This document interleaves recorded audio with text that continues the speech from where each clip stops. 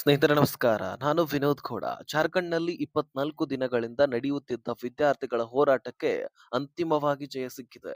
ಸರ್ಕಾರ ಕೊನೆಗೂ ತಲೆಬಾಗಿದೆ. JSSC, CGL ಸೇರಿದಂತೆ ಅನೇಕ ಖಾಸಗಿ ಸಂಸ್ಥೆಗಳಿಂದ ಎಲ್ಲ ಪರೀಕ್ಷೆಗಳನ್ನ ರದ್ದು ಮಾಡಲಾಗಿದೆ. ಇದಲ್ಲದೆ 2014ರಿಂದ ನಡೆದ ಎಲ್ಲ ನೇಮಕಾತಿ ಪರೀಕ್ಷೆಗಳ ಬಗ್ಗೆಯೂ ಕೂಡ ಸಮಗ್ರ ತನಿಖೆ ಆದೇಶವನ್ನ ಸಿಎಂ ಈಗಾಗಲೇ ಅಲ್ಲಿಯ ಸಿಎಂ ಅವರು ಕೊಟ್ಟಿರ್ತಕ್ಕಂಥದ್ದು. ಹಾಗಾದ್ರೆ ಬನ್ನಿ ಏನ್ ಆದೇಶ ಹೊರಡಿಸಲಾಗಿದೆ. ಈಗ ವಿದ್ಯಾರ್ಥಿಗಳು ಯಾವ ರೀತಿಯಾಗಿ ಖುಷಿಯಿಂದ ಈ ಒಂದು ಆ ತನಿಖೆಯನ್ನ ಆಗಬೇಕು ಅನ್ನುವಂಥದ್ದನ್ನ ಹೇಳಿದ್ರು ನೋಡಿ. ಆ ಬೇಡಿಕೆಗಳು ಈಡೇರ್ತಾ ಇದ್ದಾವೆ.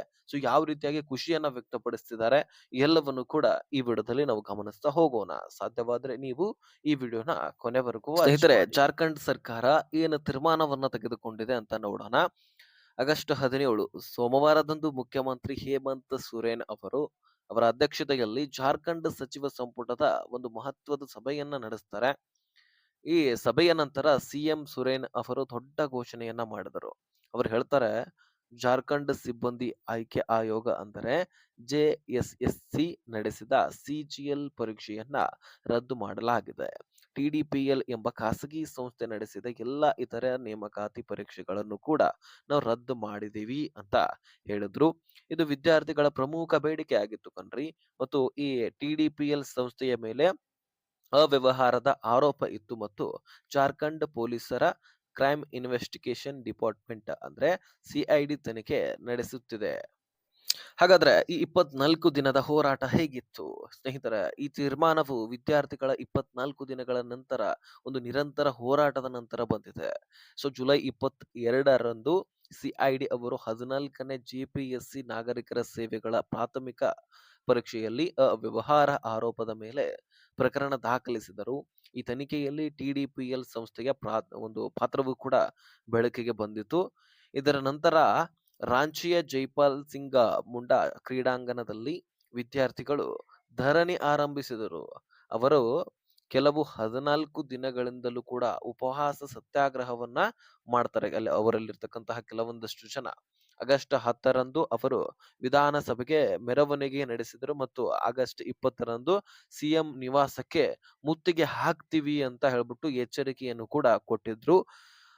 ಆದ್ರೆ ಸರ್ಕಾರ ಈ ನಿರ್ಧಾರದ ನಂತರ ಜೈಪಾಲ್ ಸಿಂಗ್ ಕ್ರೀಡಾಂಗಣದಲ್ಲಿ ಸಂಭ್ರಮಾಚರಣೆ ನಡೀತಾ ಇದೆ. ಹೌದು, ಅಲ್ಲಿಯ ಸಿಎಂ ಈಗಾಗಲೇ ಒಂದು ಹೇಳಿಕೆಯನ್ನ ಕೊಟ್ರು. ಅವರ ಬೇಡಿಕೆಯನ್ನ ಈಡೇರಿಸ್ತೀವಿ ಅಂತ ಹೇಳಿದ್ರಲ್ವಾ. ಸೊ ಇದರಿಂದಾಗಿ ಆ ಕ್ರೀಡಾಂಗಣದಲ್ಲಿ ಅವರ ಒಂದು ವಿಜಯದ ಒಂದು ಸಂಭ್ರಮವನ್ನ ಮಾಡ್ತಿದ್ದಾರೆ. ಮತ್ತೆ ಅಲ್ಲಿಯ ಸಿಎಂ ಈಗಾಗಲೇ ಕಾರ್ಯಾಚರಣೆ ನಡೀತಾ ಇರುವುದು ಅದು ಸಂಪೂರ್ಣವಾಗಿ ಮಾಡುವುದೇ ಒಳ್ಳೆಯದು ಅಂತ ಹೇಳ್ತಾರೆ. ಅದರಿಂದ 2014ರಿಂದ ರಾಜ್ಯದಲ್ಲಿ ನಡೆದ ಎಲ್ಲಾ ನೇಮಕಾತಿ ಪರೀಕ್ಷೆಗಳಲ್ಲಿನ ಅವ್ಯವಹಾರದ ಬಗ್ಗೆ ತನಿಖೆ ನಡೆಸಲು ಸಿಐಡಿಗೆ ಒಂದು ನಿರ್ದೇಶನವನ್ನ ನೀಡಿದ್ದೇವೆ ಅಂತ ಸಿಎಂ ಅವರು ಹೇಳ್ತಾರೆ. ಇನ್ನು ಭವಿಷ್ಯದಲ್ಲಿ ಇಂತಹ ಅವ್ಯವಹಾರಗಳನ್ನ ನಡೆಯದಂತೆ ನೋಡಿಕೊಳ್ಳಲು ಹಿರಿಯ ಐಎಎಸ್ ಅಧಿಕಾರಿ ಅಮಿತಾಬ್ ಕೌಶಲ್ ಅವರ ಒಂದು ಅಧ್ಯಕ್ಷತೆಯಲ್ಲಿ ಒಂದು ಸಮಿತಿಯನ್ನ ರಚಿಸಲಾಗತ್ತಂತೆ. ಈ ಸಮಿತಿಯು ಪರೀಕ್ಷಾ ಪ್ರಕ್ರಿಯೆಯ ಒಂದು ಪರಿಶೀಲಿಸಿ ಅದನ್ನ ದೋಷರಹಿತವಾಗಿ ಯಾವುದೇ ರೀತಿ ವ್ಯವಹಾರ ಆಗದ ಹಾಗೆ ನೋಡ್ಕೊಂಡು ಸಲಹೆಗಳನ್ನ ನೀಡ್ಕೊಂಡು ಆ ರೀತಿ ನಡೆಸಲಾಗತ್ತೆ ಅಂತ ಈಗ ಮಾತನ್ನ ಕೊಟ್ಟಿದ್ದಾರೆ. ಇನ್ನು ವಿದ್ಯಾರ್ಥಿಗಳ 2 ಪ್ರಮುಖ ಬೇಡಿಕೆಗಳಾದ ಟಿಡಿಪಿಎಲ್ ಪರೀಕ್ಷೆಗಳ ರದ್ದು ಮತ್ತು ಜೆಎಸ್ಎಸ್ಸಿ ಸಿಜಿಎಲ್ ರದ್ದು ಈಡೇರಿವೆ. ಆದರೆ ಅವರು ಸಿಬಿಐ ತನಿಖೆಯ ಬೇಡಿಕೆಯನ್ನ ಇನ್ನೂ ಮುಂದುವರೆಸುತ್ತಿದ್ದಾರೆ ಎಂಬ ಬಗ್ಗೆ ಸ್ಪಷ್ಟನೆ ಇನ್ನೂ ಕೂಡ ಸಿಕ್ಕಿಲ್ಲ.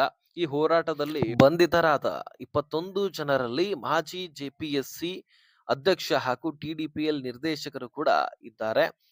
ಸೊ ನೋಡೋಣ ಏನೇನಾಗತ್ತೆ ಮುಂದೆ ಅಂತ. ಒಟ್ಟಾರೆಯಾಗಿ ಸ್ನೇಹಿತರೆ, ಇದು ವಿದ್ಯಾರ್ಥಿಗಳ ಶಕ್ತಿಗೆ ಸಿಕ್ಕ ದೊಡ್ಡ ಜಯ. ಇದು ಒಂದು ದೊಡ್ಡ ವರದಿಯಾಗಿ ರಾಷ್ಟ್ರದಲ್ಲಿ ಹೊರಹೊಮ್ಮತಾ ಇದೆ. ನೀವು ಗಮನಿಸಿರಬಹುದು, ಎಲ್ಲೆಲ್ಲಿ ಸೋಷಿಯಲ್ ಮೀಡಿಯಾದಲ್ಲಿ ಕೂಡ ನೀವು ಗಮನಿಸಿರಬಹುದು. ಓಕೆ, ನೋಡೋಣ. ತನಿಖೆ ಅಂತೂ ನಡೀತಾ ಇದೆ. ಯಾರ್ಯಾರು ಸಿಗ್ತಾರೆ, ಯಾರ್ಯಾರು ಅಪರಾಧಿಗಳು ಎಲ್ಲವೂ ಕೂಡ ಹೊರ ಬರುತ್ತೆ. ಸೊ ಈ ವಿಷಯದ ಬಗ್ಗೆ ನಿಮ್ಮ ಅಭಿಪ್ರಾಯವೇನು ಕಮೆಂಟ್ ಮಾಡಿ. ಇಂತಹ ವಿದ್ಯಾರ್ಥಿಗಳಿಗೆ ಸಂಬಂಧಪಟ್ಟಂತಹ, ಜೊತೆಗೆ ಪೊಲಿಟಿಕ್ಸ್ ಸಂಬಂಧಪಟ್ಟಂತಹ ಅಥವಾ ಎಕನಾಮಿಕ್ ಟೋಟಲಿ ಎಲ್ಲ ವಿಷಯದ ಕುರಿತಾಗಿ ಮಾಹಿತಿಗಳನ್ನ ತಿಳಿದುಕೊಳ್ಳಲು ನಮ್ಮ ಚಾನೆಲ್ ಅನ್ನ ಸಬ್ಸ್ಕ್ರೈಬ್ ಮಾಡಿಕೊಂಡು ನೋಟಿಫಿಕೇಶನ್ ಆಲ್ ಅಂತ ಸೆಟ್ ಮಾಡ್ಕೊಳ್ಳಿ.